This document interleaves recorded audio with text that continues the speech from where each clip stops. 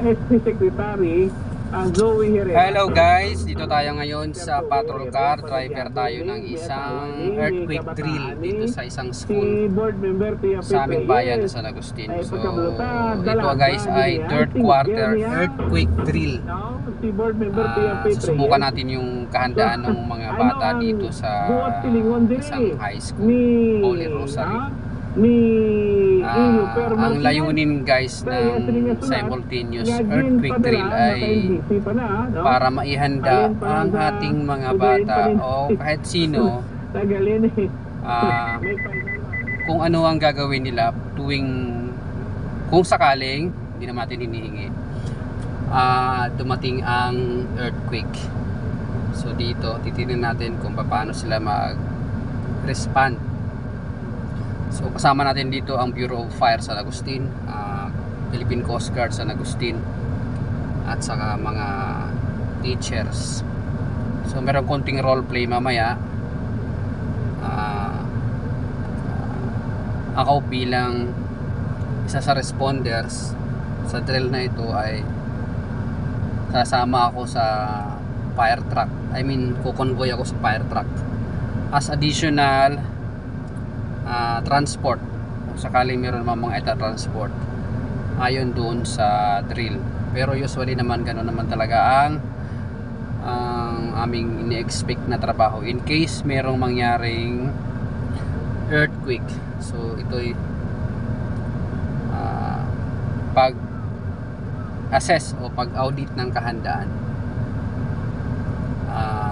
Ang earthquake drill pagka ganito, nakasuot kami ng athletic, pero sa real McCoy, sa real scenario guys, unang-una wala naman ganito pagka kasi anytime naman ang lindol, di ba? So siguro kung meron ng mga pagkatapos nung lindol, kunyari sunod na mga oras noon, kung kami man ay palaring buhay pa at hindi naman kami magiging casualty sa earth, ito ang sinusuot namin pagka pero mga retrieval.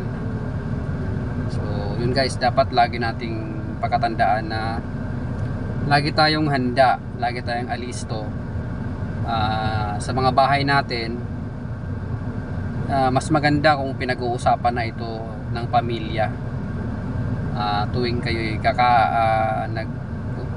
kumakain kayo sama-sama sa kainan. Kung gusto yung pag-usapan earthquake drill bago matulog, kailangan nyo rin pag-usapan sa bahay, kasi dapat lalo kung meron tayong mga maliliit, dapat alam na meron ng idea ang ating mga anak kung sakaling merong earthquake, yung lalo na kung malubha ang tama ng earthquake sa lugar natin. So usually nga kung tutuusin, very serious na usapan, may tawag na go bag. So guys, yung go bag, nandun na yung mga essentials. I mean, try natin mga sinasabi nila 7 araw daw na ang kakayanan ng go bag na yon. Ibig sabihin nandun sa go bag yung mga importanteng gamit in survival, usually in 7 days. So yun lang, kasi napakahalaga po ng kahandaan sa mga sakuna. Kasi nga sabi nila mas ligtas, mas makakasurvive ka pag handa ka.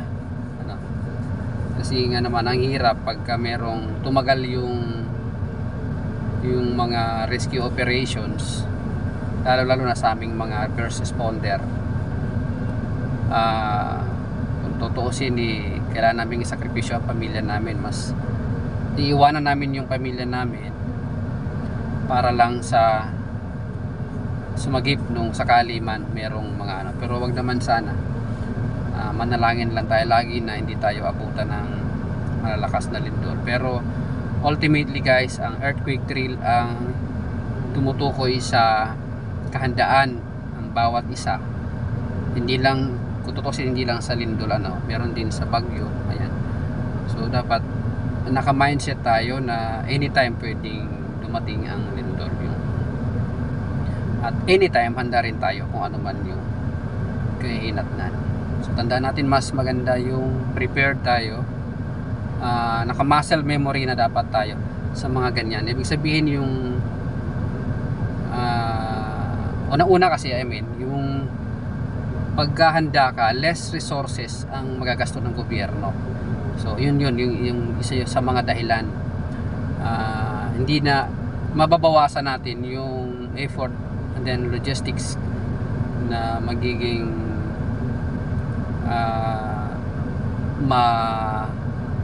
bibigay ng gobyerno kung lahat ay handa. Mas maganda na prepared ang mga tao sa ganito. Makakasave tayo ng buhay, makakalis tayo ng expenses, lalo na kasi hindi natin may iwasan, meron talagang expenses yan sa mga retrieval. So yun, ayan, tumunog na yung siren, hudyat na kami maghahanda na. Susunod ako sa fire truck na yan, siya mauna. Ayon sa drill.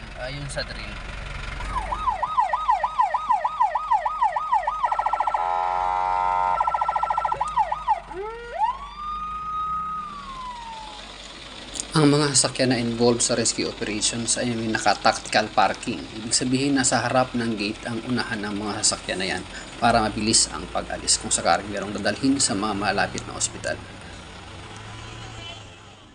So ito guys, sa mga ganitong insidente, merong tinatawag na triads. Doon nagmi-meeting lahat ng mga responders o lahat ng involved sa rescue operation para pag-usapan at i-assess yung insidente.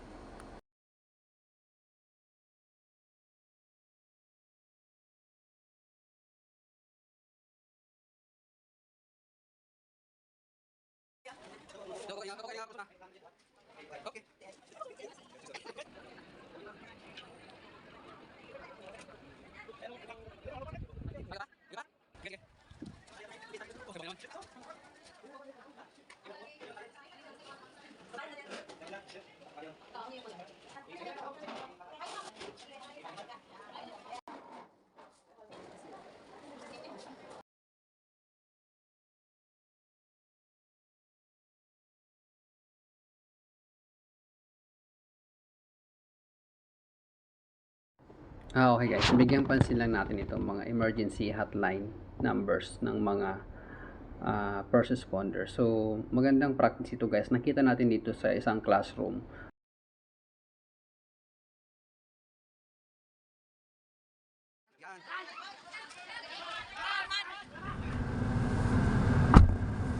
So yun guys, natapos din yung aming earthquake drill. Okay guys, sana nasiyahan kayo, na-entertain kayo, and may natutunan kayo sa ating maikling video na to. Ingat!